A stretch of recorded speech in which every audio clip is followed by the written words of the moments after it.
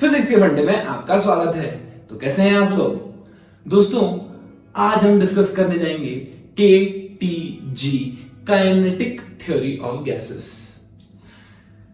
In this chapter, we will try to develop a model of molecular behavior which will result in ideal behavior of the gas.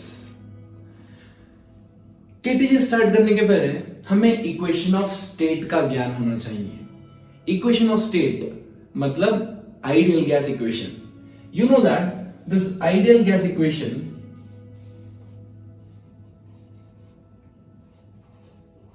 PV equals to nRT, right? अब यहां पर कुछ points आपको note करने वाले हैं, बेहद important, interesting, मजा आएगा। P क्या है बच्चों? P है pressure of the gas, right? Pressure. अब प्रेशर का फॉर्मूला क्या होता है? प्रेशर होता है force per unit area, right?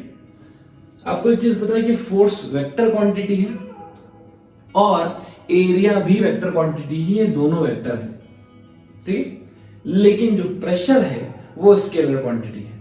तो यहां पर आपको ऐसा लिखना चाहिए, फोर्स का मैग्नीट्यूड डिवाइडेड बाय एरिया का मैग्नीट्यूड, एरिया वेक्टर का मैग्नीट्यूड। लेकिन मैंने यहां पे परपेंडिकुलर का सिंबल बनाया है। बच्चों, आपको एरिया के परपेंडिकुलर वाला फोर्स लेना है और उस फोर्स को एरिया से डिवाइड करना है, तब जाके आएगा आपको प्रेशर। क्लियर? तो ये एक इंपॉर्टेंट पॉइंट है प्रेशर के बारे में। हम प्रेशर के बारे में फ्लूइड मैकेनिक्स में बहुत अच्छे से डिस्कस कर चुके हैं, तो आप होप आपको ये चीज क्लियर होगी। यहां पर हम गैस के बारे में बात कर रहे हैं, राइट? ओके, चलिए दूसरा इंपॉर्टेंट पॉइंट आपको जो नोट करना है वो V। बच्चों, सबसे ज्यादा कंफ्यूजन होता है V में, क्योंकि आधे से ज्यादा बच्चों को V का मतलब पता नहीं होता। अगर आपसे मैं पूछूं कि ये V क्या है, तो आप बोलोगे volume of the gas, right? V क्या है बच्चों? Volume, right? अब मान लीजिए मैंने एक चैम्बर लिया, इस चैम्बर में गैस मॉलिक्यूल्स रख दिए, या मैंने कोई गैस भर दी, मान लीजिए, है ना, गैस भर दी, या फिर मान लीजिए ऑलरेडी गैस प्रेजेंट है, ठीक है? रियल लाइफ एग्जांपल ले लीजिए, आपका रूम, ठीक है? रूम में क्या है? एयर प्रेजेंट है। अब ये जो वॉल्यूम है V, ये कौन सा वॉल्यूम बच्चों? क्या वॉल्यूम ऑफ द रूम, या वॉल्यूम ऑफ द कंटेनर, या वॉल्यूम ऑफ द गैस, ये वॉल्यूम ऑफ द मॉलिक्यूल्स, क्या चीज है? तो ये है बच्चों volume of the free space. ये बहुत सारे बच्चों को पॉइंट नहीं पता होता है, इसलिए मैं इसके ऊपर फोकस कर रहा हूं, बहुत ज्यादा स्ट्रेस दे रहा हूं, क्योंकि इससे जुड़ा कंसेप्ट हमको पूरे चैप्टर में पढ़ना है। इसलिए बहुत ध्यान से देखिए बच्चों, ये V क्या है? Volume of free space, right? अब वॉल्यूम ऑफ फ्री स्पेस का मतलब क्या मैं ऐसे लिख दूं? Volume of free space, volume of free space is equal to volume of the container minus volume of the gas molecules.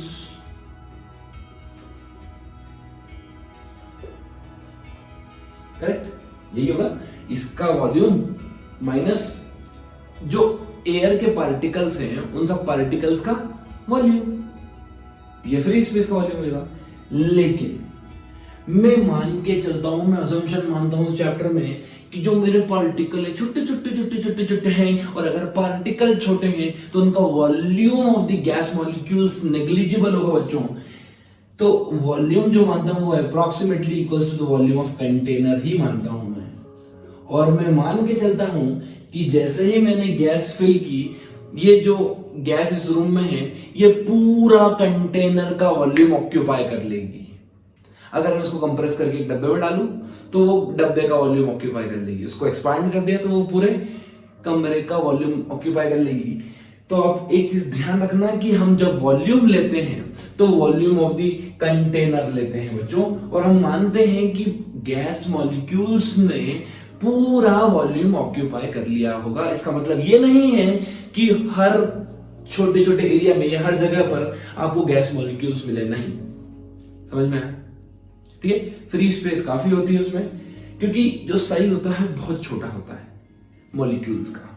अब इस चैप्टर को स्टार्ट करने के पहले हम देख लेते हैं इसमें क्या क्या अजम्पशन माने गए हैं, और इतने प्यारे अजम्पशन माने गए हैं, उससे चीज एक से दूसरी लिंक होती जाएगी और आपको सब कुछ क्लियर होता जाएगा।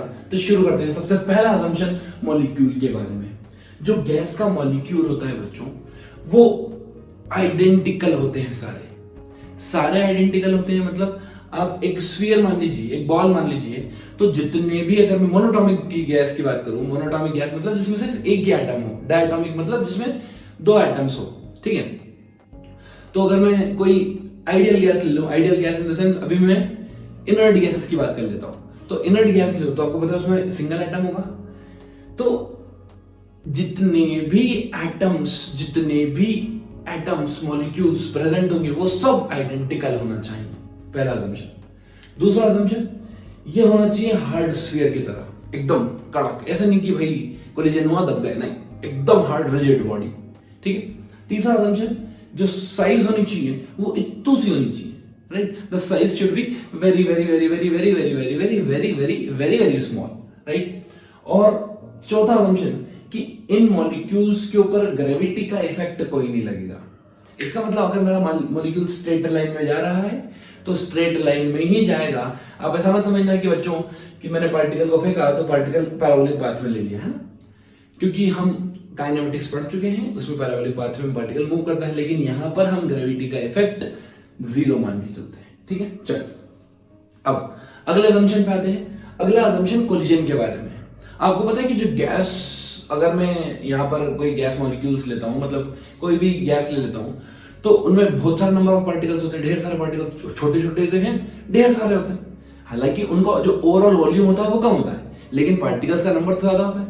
अभी जो पार्टिकल्स होते हैं ये क्या भागते रहते हैं इधर उधर, रैंडम मोशन। अभी अगर इधर उधर भाग रहे हैं तो इनमें क्या होगा, कोलिजन, टकरार होगी इनमें। तो जो कोलिजन होती है वो मैं मानता हूं, अज्यूम करता हूं कि परफेक्ट इलास्टिक कोलिजन है।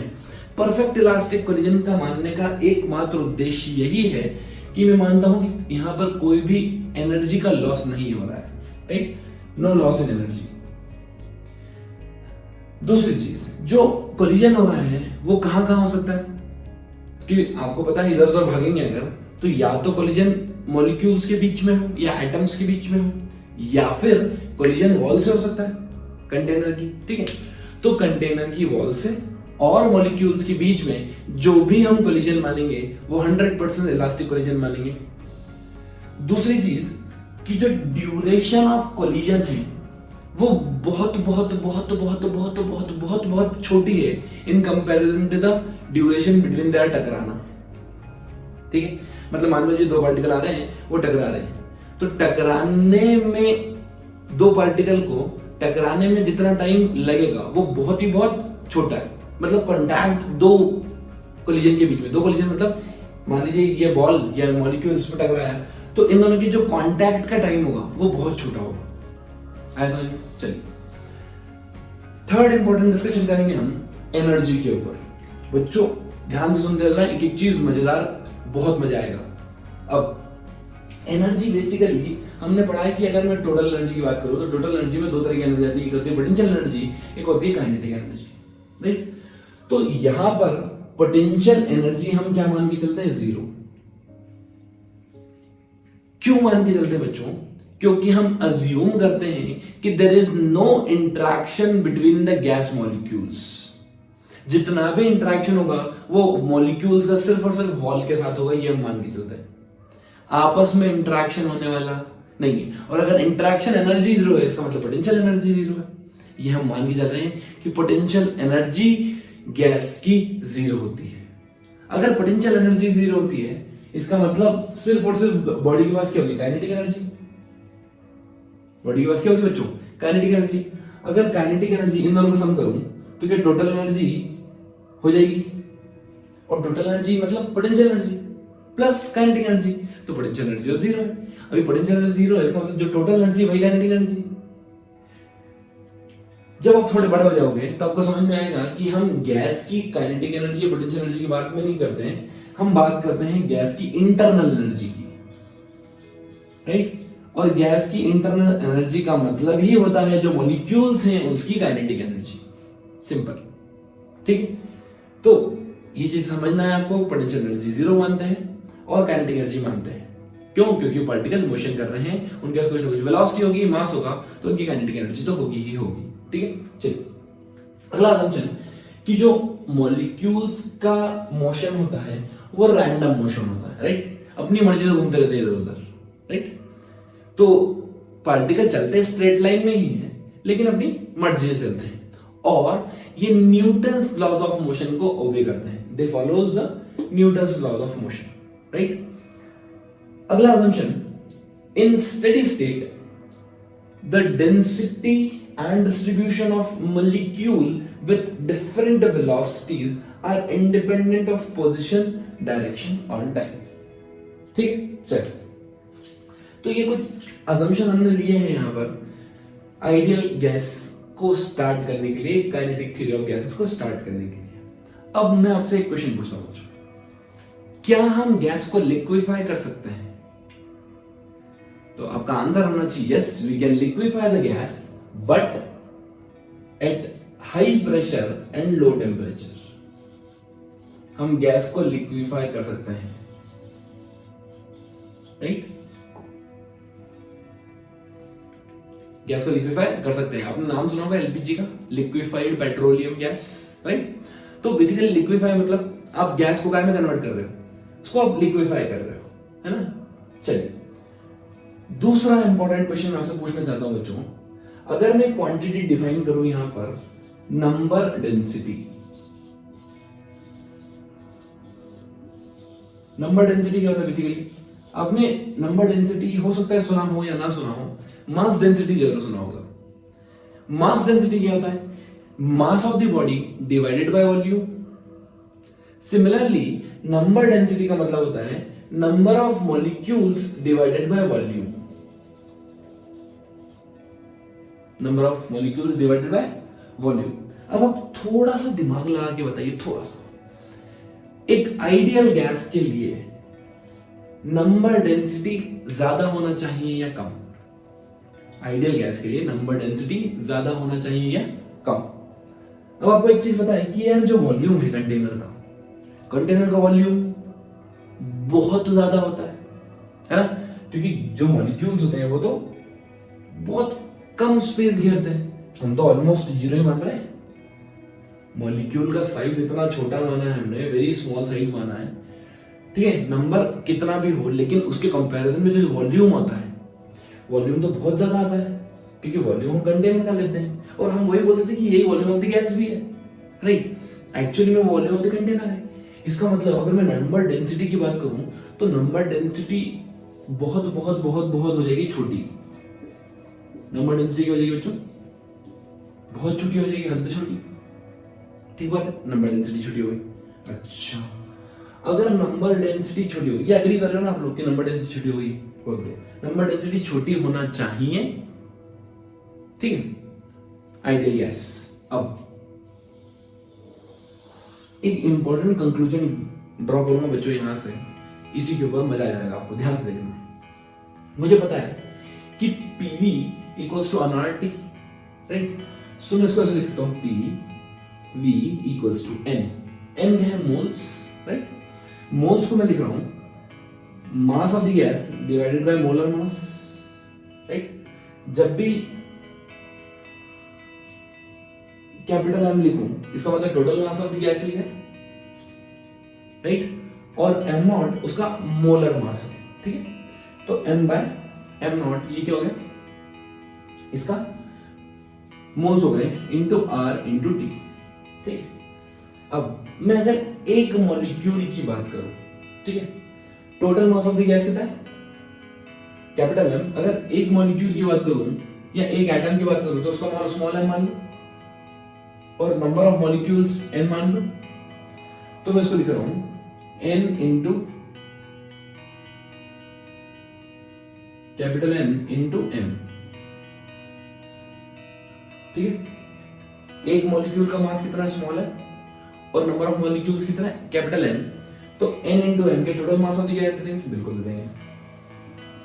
RT by M naught PV, right. अब देखिए मैं इसको यहां पे लिखता हूं, इसको इधर ले जा रहा हूं, उसको इधर ले जा रहा हूं, मतलब वॉल्यूम को मैं किधर ले जा रहा हूं, वॉल्यूम को नीचे ले जा रहा हूं। ये हो जाएगा n by v small m r m naught और t को इधर ले जा रहा हूं, ये हो जाएगा p बाय t, ठीक है।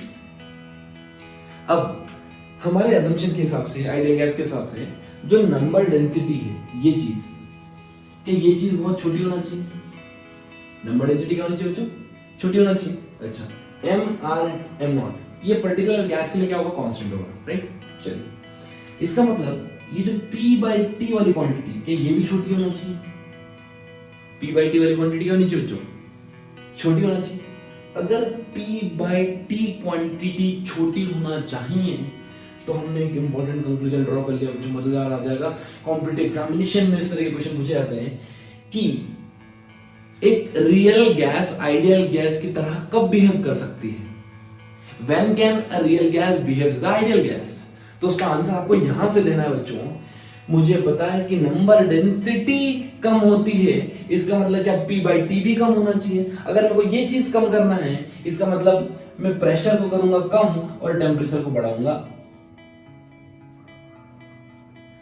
So we can write at low pressure and high temperature all the real gases behave as ideal gas. बेहद इंपॉर्टेंट कंक्लूजन, मजेदार कंक्लूजन बच्चों। इसके ऊपर न्यूमेरिकल बनने के बहुत सारे चांसेस होते हैं। कई बार न्यूमेरिकल आपके आंखों के सामने से गुजरेंगे कि when can a real gas behaves as ideal gas, तो आपका आंसर यही है कि उसकी नंबर डेंसिटी कम होना चाहिए। नंबर डेंसिटी कम होना चाहिए, इसका मतलब P बाई टी की वैल्यू कम होना चाहिए। P बाई टी की वैल्यू कम तभी होगी जब न्यूमरेटर छोटा होगा या डिनोमिनेटर बड़ा होगा, या दोनों होंगे। तो प्रेशर होना चाहिए कम और टेम्परेचर होना चाहिए ज्यादा। So at low pressure and high temperature all the real gas behaves as ideal gas.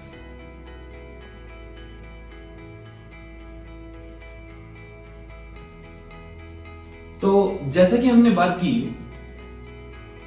P by T का रेशियो कम होना चाहिए, मतलब at low pressure high temperature all real gas behaves as a ideal gas. तो अब यहां पर अगर प्रेशर और वॉल्यूम का ग्राफ ड्रॉ करूं तो ये रिप्रेजेंट करता है मेरी रियल गैस और रेड वाली लाइन रिप्रेजेंट करती है मेरी आइडियल गैस, राइट। आप देख सकते हैं आगे जाके दोनों ऑलमोस्ट किसी जगह सेम रहेगी। अगर मैं पीवी और पी का ग्राफ बनाऊं डिफरेंट डिफरेंट गैसेस के लिए, तो ये यहां पर आता है मेरी आइडियल गैस,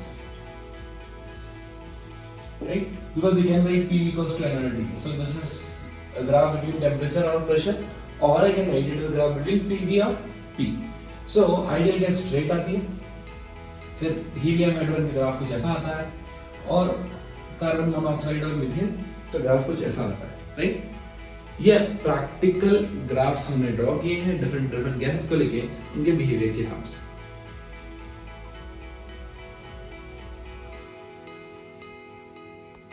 तो आइए बच्चों, अब हम करेंगे कैलकुलेशन किसकी? प्रेशर की फॉर आइडियल गैस। हमें मान लेता हूं कि एक कंटेनर है या चैम्बर है जिसमें गैस भरी हुई है, ठीक है। अब मान लो ये क्यूब शेप का है, हाँ? ये क्यूब है, मतलब लेंथ विड्थ हाइट सब क्या होगी? बराबर बराबर बराबर होगी। यहाँ पे मैं एक गैस मॉलिक्यूल मानता हूँ, ठीक है। मुझे पता है एन नंबर ऑफ बहुत सारे गैस मॉलिक्यूल्स होंगे, लेकिन मैं सिर्फ एक बना रहा हूँ यहाँ पर। ये मोशन कर रहा है, मान लीजिए एक्स डायरेक्शन में वेलोसिटी vx है, y डायरेक्शन में वेलोसिटी vy है, और z डायरेक्शन में वेलोसिटी vz है, राइट। ये ऑल पॉसिबल डायरेक्शंस में मूव कर रहा है, इसको हमने कंस्ट्रेंट नहीं किया है कहीं से भी, इसको घूम रहा है आराम से, ठीक। चलो अब क्या होगा? बेसिकली अगर मुझे प्रेशर निकालना है, ठीक है, तो अपन चलते हैं। प्रेशर निकालना मतलब फोर्स बाय एरिया प्रेशर।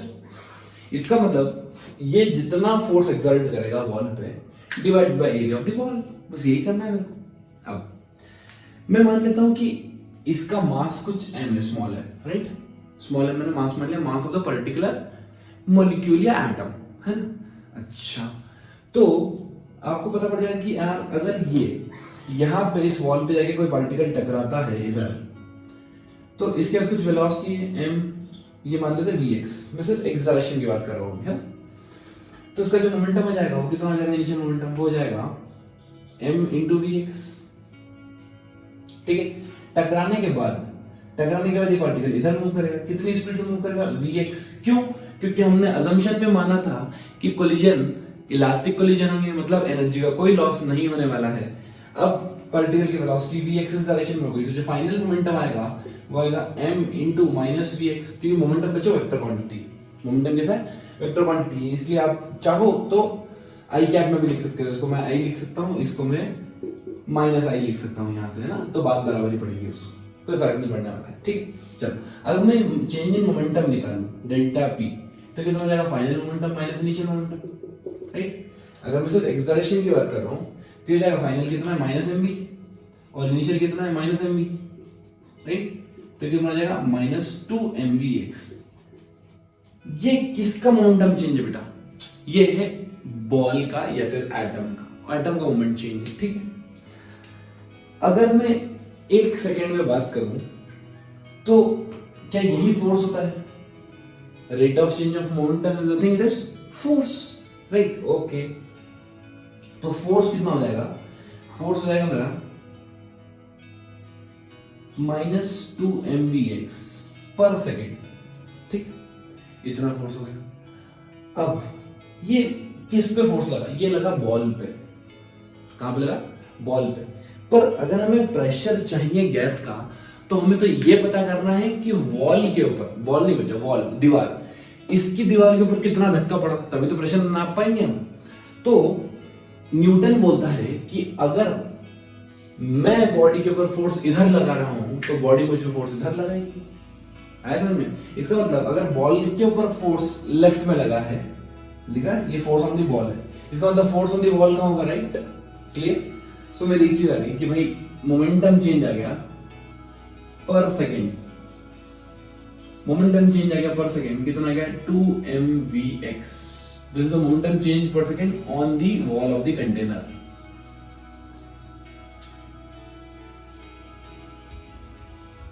ये चीज आपको क्रिस्टल क्लियर, बॉल का अगर मोमेंटम लेफ्ट में चेंज हुआ है तो बॉल का मोमेंटम कहां होगा, राइट में, ठीक है। इसके every action is equal to opposite reaction वाला कॉन्सेप्ट लगेगा, ठीक, क्योंकि मैंने फिर असम्पशन दिया था कि न्यूटन्स लॉ सारे वैलिड है। अब ध्यान से देखो, तो ये मोमेंटम पर सेकंड है ना, मोमेंटम क्या निकाल लिया मैंने, पर सेकंड निकाल लिया, ठीक। अब ध्यान से देखो, अब मैं ये कैलकुलेट कर रहा हूं, मुझे पता है कि यार एक मॉलिक्यूल का जब कोलिजन होगा तो मान लेता हूं कि यहां से चला ऐसे टकराया, ठीक है, या फिर मैं ऐसा मानूं कि अगर मोशन यहां से स्टार्ट हो रहा है, टकराया एक बार, फिर घूम के वापस इधर आया, फिर टकराया, ठीक है। तो इसको घूमने में समय कितना लग गया, ठीक है। तो अगर मैं टाइम कैलकुलेट करूं तो you know that speed equals to, so we know that the speed equal to distance by time, so speed is equals to distance, कितनी, l इधर 2l distance by time, right. अच्छा, हमने क्या निकाला, हमने निकाला कि 2 mvx, ये क्या है, मोमेंटम चेंज पर सेकेंड एक कोलिजन में कितना मोमेंटम चेंज हुआ, इतना। अभी एक कोलिजन में इतना हुआ है तो हम ये देखेंगे कि एक सेकंड में कितने कोलिजन हो गए। तो अगर एक सेकंड में कोलिजन निकालना है तो ये जाएगा vx by 2l is equals to 1 by t. This will give you number of collision per second.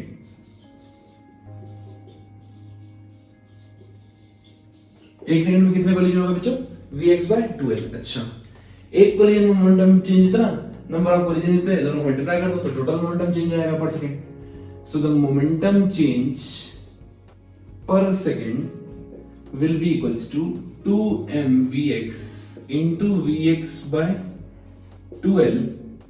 This will give you the momentum change per second, ठीक है, किसका, एक मॉलिक्यूल का, फॉर 1 मॉलिक्यूल, ठीक बात है। चलो, तो ये 2 ने 2 मार दिया, ये बचा हमारे पास mvx square by l. This will give you the momentum change per second for 1 molecule. ध्यान सुनना, छोटी छोटी बातें हैं, समझ में आती जाएगी आपको। अच्छा, अब अगर मैं सारे मॉलिक्यूल्स की निकालूं एक्स डायरेक्शन में, इसी एक्स डायरेक्शन की बात कर रहा हूं ना, तो क्या मैं ऐसे लिख दूं m/l vx square 1 plus vx square 2 plus vx square 3 and so on. क्यों? क्योंकि सबकी वेलोसिटी अलग अलग अलग अलग अलग अलग अलग अलग अलग होती है ना। सबकी वेलोसिटी क्या होती है? अलग होती है। तो बेसिकली मुझे करना क्या पड़ेगा, अगर सबकी वेलोसिटी हर एक्स डायरेक्शन में अलग अलग है तो मुझे कुछ ना कुछ एवरेज तो निकालना पड़ेगा, है। तो एक मॉलिक्यूल के लिए मैं काम करता हूं, n का मल्टीप्लाई करता हूं, n का डिवाइड करता हूं। n का मल्टीप्लाई किया मैंने, n का डिवाइड कर दिया, ठीक है। तो यहां पर मेरे पास क्या आ गया, मेरे पास आ गया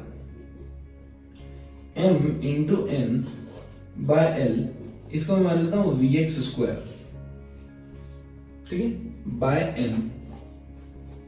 अभी आप बोलोगे ये v1 v2 v3 v4, इसको मैंने क्या किया, इसको मैंने लिख दिया summation of vx square, summation of vx square, ठीक। चलो अब ये तो एक्स डायरेक्शन की बात हुई, है ना। अब अगर मैं एक चैम्बर लूं तो प्रेशर क्या हर डायरेक्शन में सेम ही होना चाहिए? प्रेशर सेम होना चाहिए, इसका मतलब क्या जो वेलोसिटी है वो भी हर डायरेक्शन में सेम होना चाहिए। एवरेज वेलोसिटी की बात करें ना, हर बॉडी की तो हर इंडिविजुअल मॉलिक्यूल की अलग अलग होगी, दैट इज फॉर श्योर।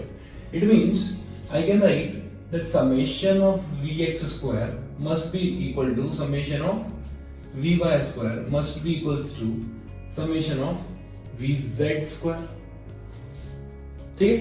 अच्छा, मैंने जब पार्टिकल लिया था तो मैं पार्टिकल माना था कि इसकी वेलोसिटी इधर है और इधर भी है, vz vy और vx, ठीक है। तो अगर मैं इसकी नेट वेलोसिटी लिखूं, टोटल वेलोसिटी, तो क्या टोटल वेलोसिटी में ऐसे लिख सकता हूं under root vx square plus vy square plus vz square, right. अगर मैं एवरेज ऑन एवरेज सबको सेम मान रहा हूं तो अगर मैं समेशन निकाल लूं सबका, तो क्या ये भी summation of v must be equals to 3 times summation of v x square, है ना। दोनों तरफ स्क्वायर कर दो तो रूट हट जाएगा। अभी रूट हट गया तो आपको पता पड़ गया कि यार अगर x y z को सेम मानना है तो क्या मैं लिख दूं 3 times x equals to total v। इसका मतलब x को मैं ऐसे लिख दूं summation of v square by 3 equals to summation of vx square, ठीक है। तो यहां पे देखो ये मोमेंटम चेंज पर सेकंड को मिल रहा फोर्स, सो फोर्स कितना हो जाएगा मेरा, force will be m n summation v square by n, ये 3 as it is by n, ठीक है। अब आपको दिख रहा होगा ये वेलोसिटी का स्क्वायर का सम है और डिवाइडेड बाय क्या है, नंबर ऑफ मॉलिक्यूल्स, है ना। तो इस पर्टिकुलर क्वांटिटी को एक नया नाम देते हैं, इसको बोलते हैं रमेश वैल्यू, VRMS। कौन सी वैल्यू? VRMS, ठीक है। VRMS equals to m n by 3l। अब देखो m क्या है, mass of one molecule, m क्या है, नंबर ऑफ मॉलिक्यूल्स। क्या मैं इसको ऐसे लिख दूं, अबे ये तो कैपिटल m है, मतलब total mass of the gas है, so total mass of the gas into RMS square by 2l, this will give you the force, ठीक। पर मैं क्या इंटरेस्टेड है, मुझे निकालना है प्रेशर। अब मैंने क्या किया था, मैंने एक चैम्बर बनाया था, उसको मैंने माना था कि ये क्यूब है। अगर क्यूब है तो इसका एरिया कितना होगा बच्चों, एल स्क्वायर। तो मैं काम करता हूँ, एल स्क्वायर से डिवाइड इधर भी कर दो और एल स्क्वायर से डिवाइड इधर भी कर दो, तो फोर्स बाय एरिया क्या होगा, प्रेशर। सो प्रेशर आ गया मेरा m v square RMS by 2 into L cube, 2 3 L cube. L cube क्या है, वॉल्यूम, m क्या है, mass, mass by volume, density. So the pressure का फॉर्मूला आ गया 1/3 into density into v square RMS। बच्चों बेहद इंपॉर्टेंट फॉर्मूला है, डायरेक्ट रट लो तो भी सही है। और आई होप आपको समझ आया हो हमने प्रेशर निकाला कैसे, 1/3 into density into VRMS square. Okay,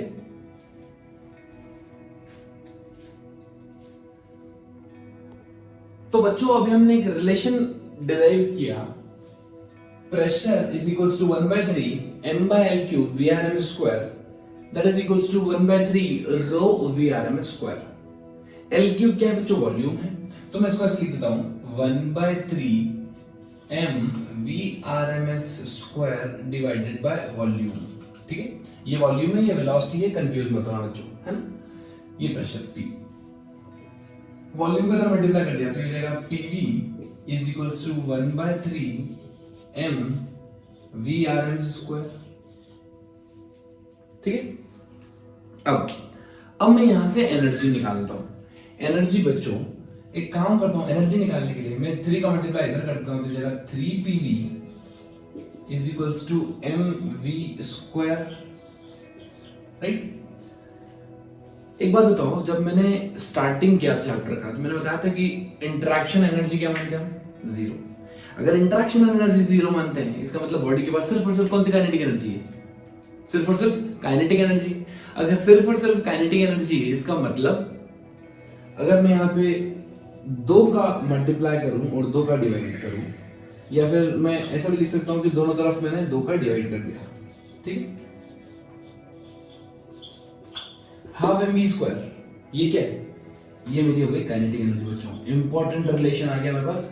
kinetic energy को मैं लिखता हूं 3/2 PV and you know that from ideal equation I can write this 3/2 nRT. This will give you the kinetic energy का एक्सप्रेशन। ठीक है, काफी इंपॉर्टेंट पॉइंट, बेहद important point, क्योंकि जितनी भी एनर्जी होती है वो काइनेटिक एनर्जी के फॉर्म में ही होती है। और काइनेटिक एनर्जी का रिलेशन हमने लिख दिया 3/2 PV और 3/2 nRT। क्लियर? चलिए, अब यहां से हम एक चीज और निकालते हैं, रूट मीन स्क्वायर की values. Root mean square speed जो है हमारी,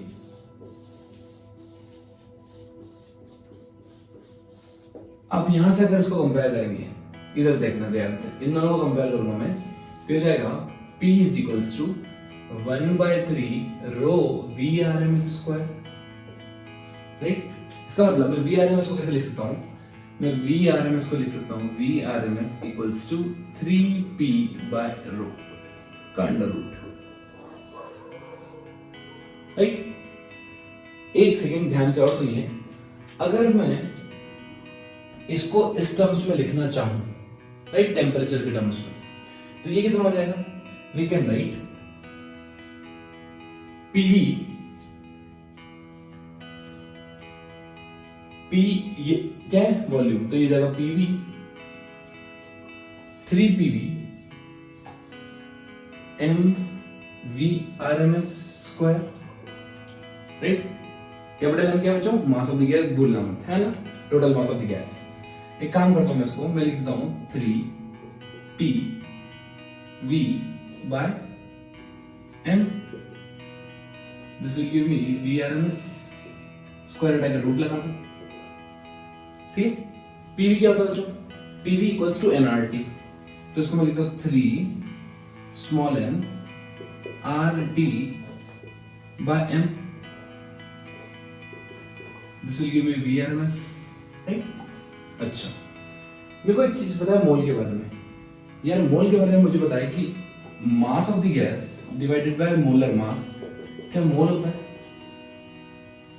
मास of the gas divided by molar mass, क्या मोल देता है? तो एक काम करता हूं, इसको ले लेगा, ये जाएगा मेरा 1/m0 equals to n/m।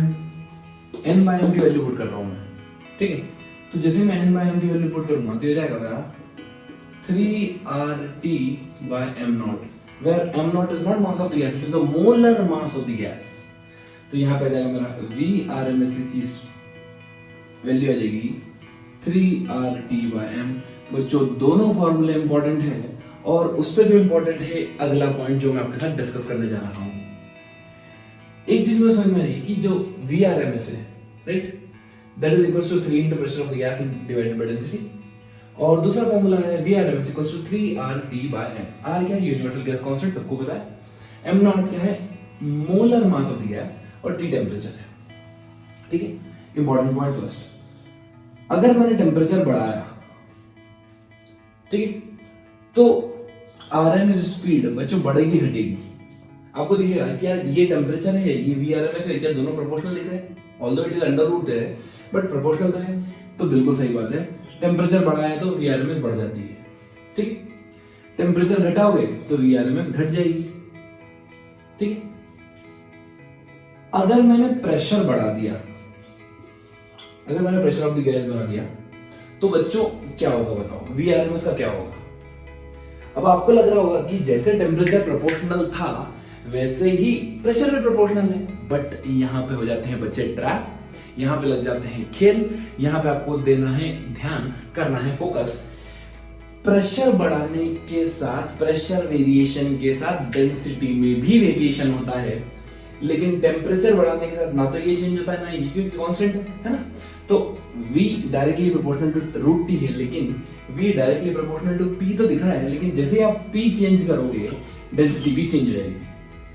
Such that ये ऐसे सेट होते हैं अपने आप को कि रेशियो में कोई फर्क नहीं पड़ता। इसका मतलब अगर प्रेशर बढ़ाओगे तब भी VRMS क्या रहेगी? कांस्टेंट रहेगी, क्योंकि प्रेशर बढ़ाओगे तो डेंसिटी भी अपने आप बढ़ जाएगी, प्रेशर घटाओगे तो डेंसिटी भी क्या हो जाएगी?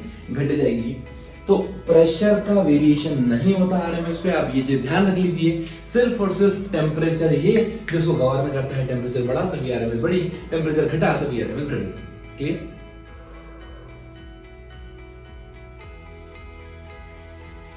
तो आइए बच्चों लेते हैं कुछ LTQs। Calculate the RMS speed of nitrogen eight STP given density is 1.25 into 10 to the power minus 3 ग्राम पर मीटर क्यूब। अब सबसे पहले हमें फॉर्मूला पता है VRMS is equals to under root 3RT/m या 3P/ρ। ठीक है, हम ये फॉर्मूला इसलिए लगा रहे हैं क्योंकि हमें डेंसिटी और प्रेशर गिवन है। प्रेशर कैसे गिवन है बच्चों? STP लिखा मतलब standard temperature and pressure. So here we are writing 3 into atmospheric pressure, that is 1.01 into 10 to the power 5 Pascal Newton per meter square, and density will keep in kg, so I can write this 10 to the power 3 gram to be 1 kilogram, so it will be 1.25, right? Now if I take under root, you will get it approximately 490 meter per second. Okay, this is the RMS speed of nitrogen at STP. Now, next LTQ, compare the VRMS for nitrogen and oxygen at a particular temperature. अब आपको पता है बच्चों, जो VRMS होता है वो होता है अंडर रूट 3RT/m। m क्या है बच्चों? ये m not molar mass of the gas. Temperature same है, इसका मतलब VRMS for nitrogen divided by VRMS for oxygen is equals to mass of the oxygen divided by mass of the nitrogen, inversely proportional है under root के, है ना। अब oxygen gas का molar mass कितना होता है? 32, नाइट्रोजन का 28, दोनों का अंडर रूट लीजिए, आपका आंसर आ जाएगा 16/14 या फिर 8/7। Right? So this is the correct answer.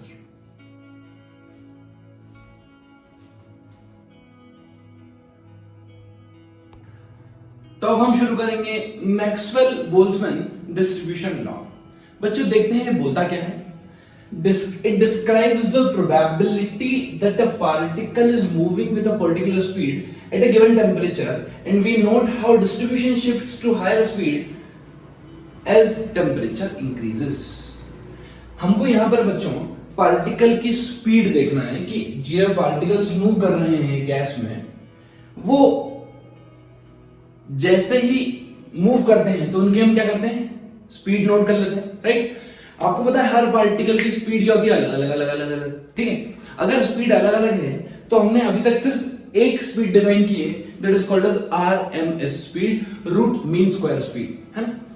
लेकिन यहां पे हम 3 डिफरेंट स्पीड डिफाइन करने वाले दोस्तों, इनकी हेल्प से यहां पे हमने क्या किया, एक प्रोबेबिलिटी ग्राफ बनाया, ठीक है। किसका? रेशियो किसका? Fraction of molecules moving at speed, ठीक है। किसी पर्टिकुलर स्पीड पे कोई पार्टिकल अगर मूव कर रहा है तो कितने पार्टिकल सेम स्पीड में मूव कर रहे हैं divided by total number of the particles. अगर मैं यहां पे एक ग्राफ ड्रॉ करूं तो प्रैक्टिकल ग्राफ मेरे पास ऐसा आता है, राइट। चलिए, तो एग्जांपल के लिए मान लीजिए मेरे पास 100 पार्टिकल्स हैं।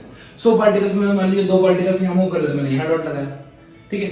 इस स्पीड पे 50 पार्टिकल मूव कर रहे थे, मैंने यहां लगा लिया। ऐसे ही मैं जैसे जैसे वेरी करते आ रहा हूं, क्या स्पीड वेरी करते आ रहा हूं, मेरे पास ग्रुप अलग अलग बंदे आ रहे, तो मैंने ग्राफ ड्रॉ किया था, ग्राफ कुछ ऐसा, ठीक है। ये है क्या basically, it is a probability density function for speed, ठीक। प्रोबेबिलिटी डेंसिटी फंक्शन है, हमने n का रेशियो का फ्रैक्शन का with respect to velocity graph plot किया है।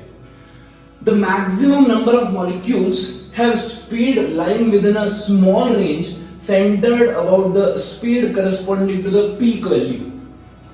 Basically अगर मैं यहां पे एक पॉइंट लूं और एक छोटा सा डिस्ट्रीब्यूशन लूं यहां से यहां तक, है ना, बहुत छोटा, ठीक, तो आपको दिख रहा होगा कि यार ये वाली पर्टिकुलर स्पीड पर, यह स्पीड वेरी हो रही है, ये वाली पर्टिकुलर स्पीड पर जो नंबर ऑफ पार्टिकल्स मिल रहे हैं वो सबसे ज्यादा मिल रहा है। मतलब ये वाली स्पीड पे नंबर ऑफ पार्टिकल सबसे ज्यादा प्रोबेबिलिटी है कि पार्टिकल की स्पीड ये हो, ठीक है। पार्टिकल की स्पीड 0 भी होती है, पार्टिकल की स्पीड बहुत ज्यादा भी होती है, लेकिन एक प्रोबेबल स्पीड देखें हम तो इस पॉइंट पे, इस पर्टिकुलर वेलोसिटी पे हमें ये वेलोसिटी मिल रही है और इसी वेलोसिटी को हमने पीक को नाम दे दिया VMP, मोस्ट प्रोबेबल स्पीड। ऐसा नहीं, मोस्ट प्रोबेबल स्पीड मतलब आपको दिख रहा होगा कि यहां पे वेलोसिटी कम है, यहां पे वेलोसिटी ज्यादा है, ठीक, लेकिन यहां पर वेलोसिटी कुछ इंटरमीडिएट है ना, बहुत कम भी नहीं है और बहुत ज्यादा भी नहीं है, लेकिन उस पर्टिकुलर वेलोसिटी को कैरी करने वाले पार्टिकल्स का नंबर सबसे ज्यादा है। तो यहां पर इसलिए हमने इसको बोला मोस्ट प्रोबेबल स्पीड, कि मतलब आप रैंडमली किसी भी पार्टिकल को आप पकड़ लोगे तो उसकी प्रोबेबिलिटी बहुत ज्यादा होगी कि उसकी स्पीड ये हो। चलिए, now curve is not symmetric, there is more of an elongated tail at higher speeds. इसका मतलब क्या होता है, आपको दिख रहा होगा कि यार ये सिमेट्रिक कर्व नहीं, इधर कम है इधर ज्यादा है, राइट साइड में ज्यादा है। अगर मैं इन सबका एवरेज निकालने की कोशिश करूं, राइट, तो एवरेज निकालूंगा तो मेरा एवरेज लगभग यहां आएगा, इधर इस पॉइंट पे। तो अगर मैं सिमेट्रिक नहीं है, अगर सिमेट्रिक होता तो एकदम पीक पे आता, है ना। सिमेट्रिक नहीं है, इसका मतलब ये स्पीड मेरी क्या डिफाइन हो गई, ये स्पीड हो गई मेरी एवरेज स्पीड, राइट। चलो, और तीसरी स्पीड आती है रूट मीन स्क्वायर वेलोसिटी, तो वो और ज्यादा राइट में होती है, ठीक है। ये प्रैक्टिकल ऑब्जर्वेशन है, आपको एज इट इज याद रखना है, बट मैं इसलिए समझा रहा हूं ये ग्राफ ताकि आपको रिलेशन पता पड़ जाए कि यार ये चीज है क्या और इसमें से कौन ज्यादा कौन कम। तो यहां पे आपको पता पड़ गया VRMS, रूट मीन स्क्वायर, ठीक है। अब क्वेश्चन के साथ है, वो बोलते हैं कि कंपेयर करो कि RMS ज्यादा होती है कि एवरेज ज्यादा होती है कि मोस्ट प्रोबेबल ज्यादा होती है। तो आपको यहां से ग्राफ से क्लियर हो गया कि जो value of RMS speed is more than the value of average speed is more than the value of most probable speed. हालांकि मैं इन तीनों को फॉर्मूला भी दूंगा आपको, लेकिन अभी के लिए आप समझ के चलिए कि यार हाँ ये ग्राफ ऐसा बनता है और उस ग्राफ के करस्पॉन्डिंग जो हमने समझा उसके अकॉर्डिंग ये रेशियो आना चाहिए, ठीक है। एक्चुअली ये फंक्शन होता है NF/n = 4 pi m/2 pi kt e⁻³ v square e⁻−mv² 2 kt, ठीक है। तो हालांकि अपने को ये याद रखने की जरूरत नहीं है, अपने सिलेबस में नहीं है, लेकिन थोड़ी फील कराने के लिए कि हाँ इस फॉर्मूले को उन्होंने डिराइव किया होगा भाई लोगों ने मिलके, इसलिए उनका नाम है यहाँ पे, और उसने यहाँ पे ग्राफ प्लॉट करके कंक्लूजन्स निकाले अपने लिए जो काफी इंपॉर्टेंट है।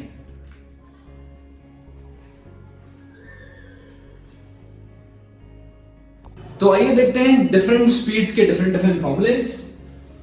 हमें आरएमएस स्पीड का फॉर्मूला पता है, VRMS इक्वल्स टू 3RT/m, राइट। T टेम्परेचर, ये molar mass.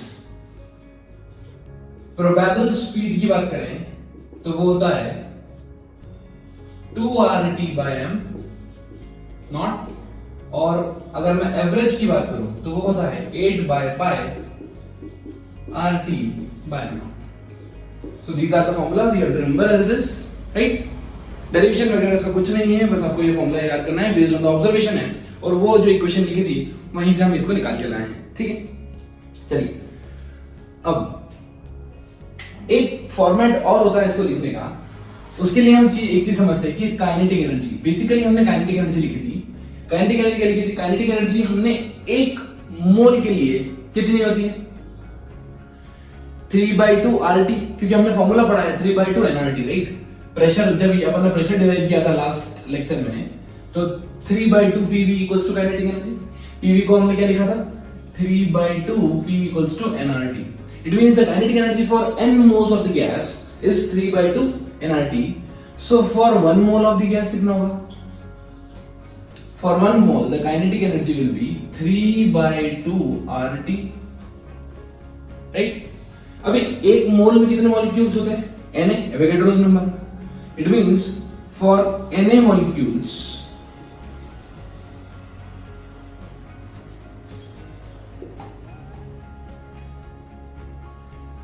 it will be 3/2 RT, है ना। तो for 1 molecule कितना हो जाएगा? For 1 molecule वो होगा, एक मॉलिक्यूल के लिए जाएगा 3/2 R/Na, राइट। अब ये R गैस कांस्टेंट है, Na एवोगैड्रो नंबर है। इन दोनों कांस्टेंट के रेशियो को मैं एक नया नाम देता हूं बच्चों, इसको बोलते हैं बोल्ट्जमैन कांस्टेंट, Kb। तो हमारा काइनेटिक एनर्जी का एक्सप्रेशन आता है 3/2 kBT, क्लियर। इट मींस आप इसको ऐसे याद कर सकते हैं कि ना कभी राम को भूलेंगे, ना कभी राम को भूलेंगे, Na into Kb is equals to R, ठीक है, ना कभी राम को भूलेंगे। चलिए, तो यहां पर हम R/m0, ये मोलर मास है R, इसको मैं बोल्ट्जमैन के कांस्टेंट के टर्म्स में लिखूंगा तो ये फॉर्मूला आता है 3/2 3 kBT by small m, where small m क्या है? मास ऑफ मॉलिक्यूल, है ना। सिमिलरली इसको मैं लिखता हूं 2RT/m स्मॉल m, और इसको मैं लिखता हूं 8/π/RT K, सॉरी यहां पे क्या आएगा? Kb, Boltzmann constant by small m, ठीक है। चलिए, अब हमको रिलेशन तो ऑलरेडी पता है, सबसे कम होती है मोस्ट प्रोबेबल, फिर होती है एवरेज, और फिर आखिरी में आती है आरएमएस। हमने ग्राफ देखा था वैसा, है ना। तो अब यहां से भी देख सकते हैं कि ये 8/π है, राइट। 8/3.14, तो बेसिकली 2 से ज्यादा होगा, ठीक है। ये 2 से ज्यादा है, ये 2 है और ये 3 है, तो VRMS will be more than V average will be more than the V most probable, clear.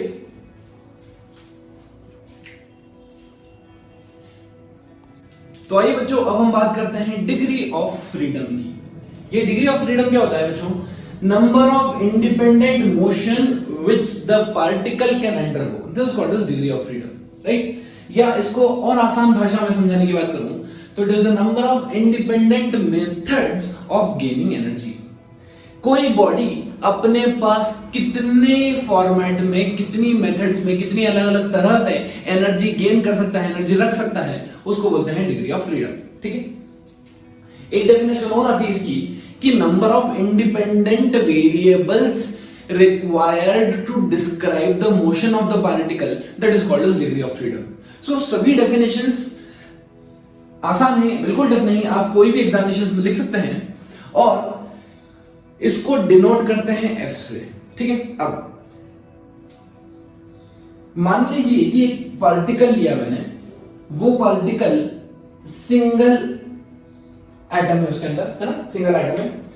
अगर सिंगल एटम है ये, तो इसके पास मोशन होगा कुछ ना कुछ, मान लो ये मूव कर रहा है, अभी मूव कर रहा है तो ये कैसे मूव कर सकता है? एक्स में भी मूव कर सकता है, वाई में भी मूव कर सकता है और जेड में भी मूव कर सकता है।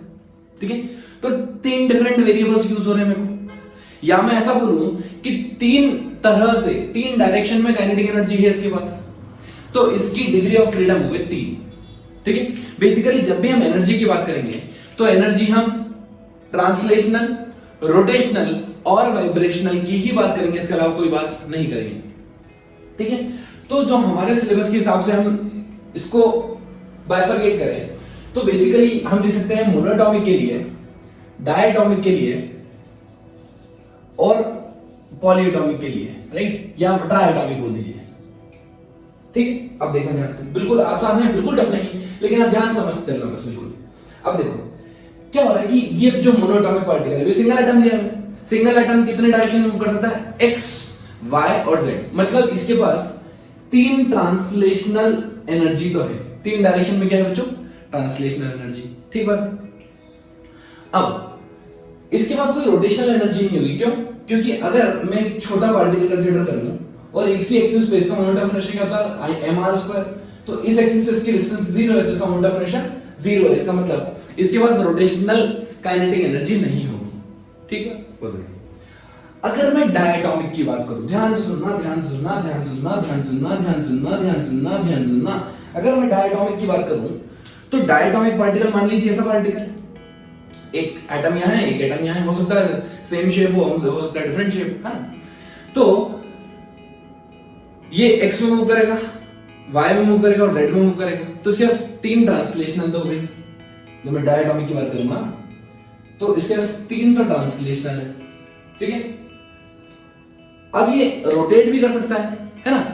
रोटेट भी कर सकता है। कैसे रोटेट कर सकता है? जो 3 डायरेक्शन में रोटेट कर सकता है। जैसे मान लो ये पार्टिकल है, तो एक रोटेशन इसका एक्स एक्सिस के अबाउट हो जाएगा ऐसे, एक रोटेशन इसका वाई एक्सिस के अबाउट हो जाएगा ऐसे, और एक रोटेशन इसका जेड एक्सिस का अबाउट हो जाएगा ऐसे, है ना? तो 3 डायरेक्शन में रोटेशन भी कर सकता है। लेकिन लेकिन लेकिन लेकिन लेकिन एक यहां पर पॉइंट ध्यान रखना है कि आपने अगर एक रॉड कंसीडर की ऐसे, ध्यान से सुनना ना, अगर एक रॉड ऐसे कंसीडर की तो इस रॉड का मोमेंट ऑफ इनर्शिया सेंटर के अबाउट ml²/2 रहता है यार। बट अगर मैं इसी रॉड का moment of inertia along the axis निकालूं और मैं रॉड को मानूं कि बहुत थिन रॉड है, तो क्या इसका मोमेंट ऑफ इनर्शिया 0 आता है?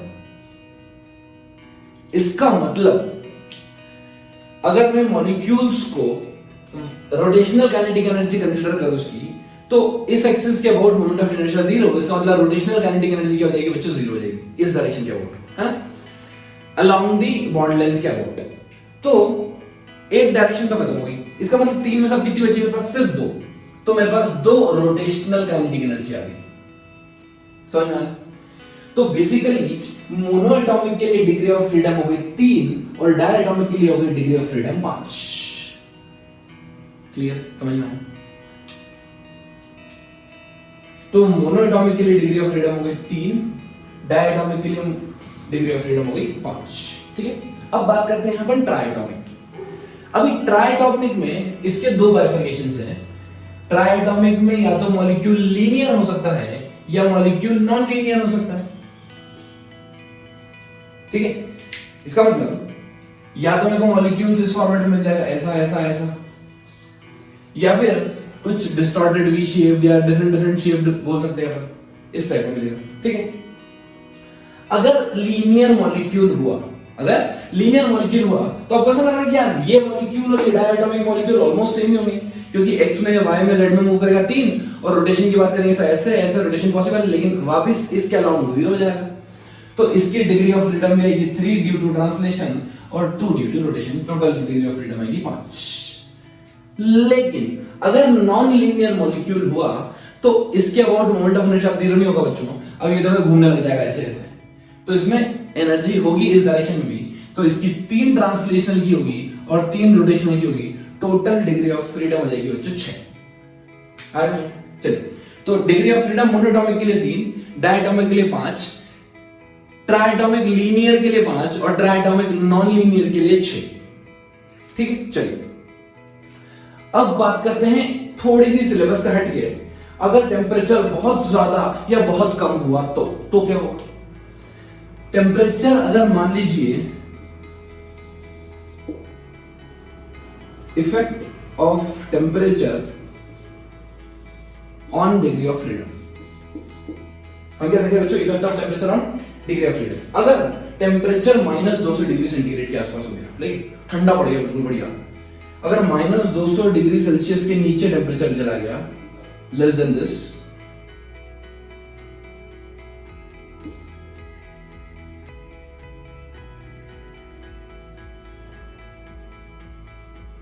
ठीक है, और अगर टेम्परेचर लगभग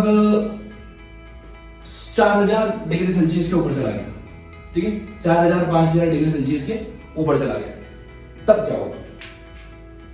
अगर टेम्परेचर बहुत नीचे चला गया, बहुत नीचे चला गया, बहुत नीचे चला गया, बहुत नीचे चला गया, टेम्परेचर बच्चों अगर बहुत नीचे चला गया, तो क्या होता है ना कि इसका जो मोशन होता है वो है ना एकदम फ्रीज जैसा हो जाता है, ठीक है। तो रोटेशनल और वाइब्रेशनल में कोई एनर्जी नहीं आती है। तब मैं अगर डिग्री ऑफ फ्रीडम की बात करूं, मोनो के लिए, डाई के लिए, ट्राई लीनियर और ट्राई एटॉमिक नॉन लीनियर, ठीक है। तो अगर टेम्परेचर बहुत बहुत बहुत बहुत कम है बच्चों, ऐसा केस गिवन नहीं होता है हमारे सिलेबस में, लेकिन कभी आ जाए तो आपको पता होना चाहिए। अगर बहुत ही ज्यादा टेम्परेचर घट गया, इतना माइनस, समझ रहे हो, -73 केल्विन, मतलब 73 केल्विन के आसपास है, 73 केल्विन मतलब -200 डिग्री सेल्सियस। अभी इतने टेम्परेचर पे सिर्फ और सिर्फ ट्रांसलेशनल मोशन ही दिखाई देता है हमें, कोई रोटेशन, कोई वाइब्रेशन नहीं।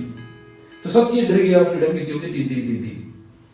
अगर टेम्परेचर बहुत ज्यादा हो गया, बहुत ज्यादा, बहुत ज्यादा, बहुत ज्यादा, 5000 केल्विन, 4000 केल्विन के आसपास हो गया, इतना ज्यादा टेम्परेचर हो गया, अब क्या होगा? अब वाइब्रेशनल का इफेक्ट भी आने लग जाएगा, तो अब पार्टिकल वाइब्रेट भी करने लग जाएंगे, ठीक है। तो 2 वाइब्रेशनल एनर्जी आपको सब में ऐड करनी पड़ेगी, लेकिन एक एक्सेप्शन है, जो लीनियर मॉलिक्यूल होता है, बेसिकली लीनियर नहीं बोलना चाहिए, उसको बोलना चाहिए सिंगल एटम होता है, मोनोएटॉमिक गैस होता है। मोनोएटॉमिक गैस वाले पार्टिकल्स को वाइब्रेशन से कोई फर्क नहीं पड़ता, उसकी एनर्जी में कोई फर्क नहीं पड़ता। तो मोनोएटॉमिक तो अभी भी 3 ही रहेगा, लेकिन डायटॉमिक 3 + 2 5 + 2 7, ठीक, 5 तो ऑलरेडी थी, 5 + 2 7, 2 ड्यू टू वाइब्रेशन, फिर यहां पे भी 2 ड्यू टू वाइब्रेशन। और ट्राइएटॉमिक अगर नॉन लीनियर की बात करो तो यहां पे 6 + 2, टोटल डिग्री ऑफ फ्रीडम हो जाएगी इसकी 8, ठीक है।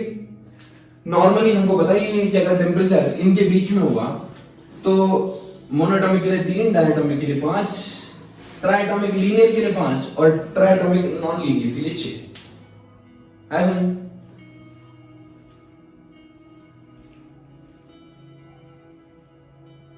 तो आइए दोस्तों अब देखते हैं law of equipartition of energy.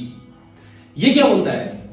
ये बोलता है कि अगर कोई मॉलिक्यूल लूं तो उस मॉलिक्यूल से एसोसिएटेड एनर्जी किसी पर्टिकुलर डायरेक्शन में या किसी पर्टिकुलर डिग्री ऑफ फ्रीडम के लिए हमेशा कांस्टेंट होती है, that is half kBT, where kB is the Boltzmann's constant and T is the absolute temperature.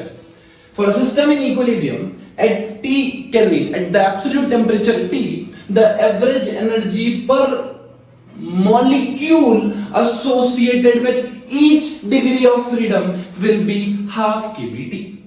ठीक है, तो एनर्जी कितनी होती है बच्चों हमारे पास? Half kBT, half kBT for one molecule in one direction or for one molecule in and one degree of freedom. अगर मैंने मान लिया कि डिग्री ऑफ फ्रीडम f है, ठीक है, for f degree of freedom so it will become f/2 kBT, this is for one molecule, इतनी energy होगी एक मॉलिक्यूल के पास, ठीक है। एक डिग्री ऑफ फ्रीडम में होती है हाफ kBT, अगर f डिग्री ऑफ फ्रीडम है, जैसे मोनोएटॉमिक के लिए 3 होती है, डायटॉमिक के लिए 5 होती है, तो ये हो जाएगा 3/2 kBT, 5/2 kBT for mono and di respectively. Clear बच्चों? और ये फिजिबल भी है बिल्कुल, क्योंकि हमने असम्पशन भी माना है कि जो वेलोसिटीज का एवरेज लिया था मैंने, यार x y z हर डायरेक्शन में क्या लिया था मैंने? सेम लिया था। सेम लिया था, इसका मतलब हर डायरेक्शन में जो फोर्स एक्सर्ट कर रही है बॉडी, मोमेंटम चेंज हो रहा है या एनर्जी का डिस्ट्रीब्यूशन है, वो हर डायरेक्शन में बच्चों सेम है, सेम है, सेम है।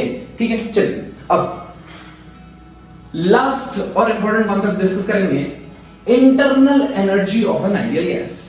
मुझे पता है बच्चों, इंटरनल एनर्जी की बात मैंने लास्ट लेक्चर में की थी, शुरू में मैंने बताया था कि अगर मैं टोटल एनर्जी की बात करता हूं तो total energy is nothing, it is sum of the kinetic energy and potential energy. But potential energy हम जीरो मानते हैं क्योंकि हम इंटरेक्शन एनर्जी जीरो मानते हैं मॉलिक्यूल्स के बीच की। इसका मतलब जितनी भी टोटल एनर्जी क्या वही मेरी इंटरनल एनर्जी है, और टोटल एनर्जी क्या है, वही काइनेटिक एनर्जी है। मतलब kinetic energy, internal energy, total energy सब कुछ सेम है। और आपको यहां से पता पड़ जाएगा कि भाई फॉर वन मॉलिक्यूल, अगर मैं एक मॉलिक्यूल की बात करूं, so for one molecule the internal energy is equals to the total energy is equals to the kinetic energy, that is F/2 into RT। हमने अभी डिराइव किया है, sorry F/2 into KBT, F/2 into KBT, right. अगर मेरे पास n molecules है, for n molecules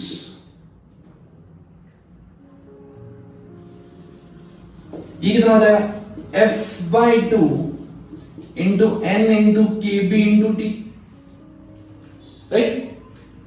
अब इस n into केबी को हम स्मॉल n इंटू आर भी ले सकते हैं बच्चों।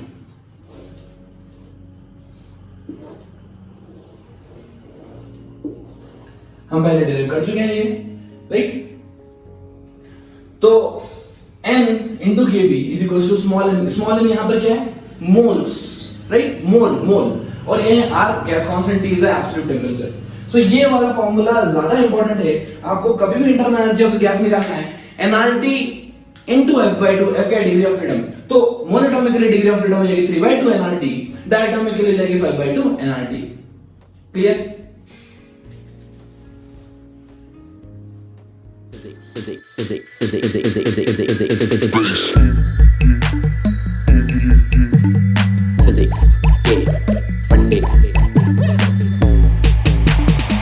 Physics के फंडे।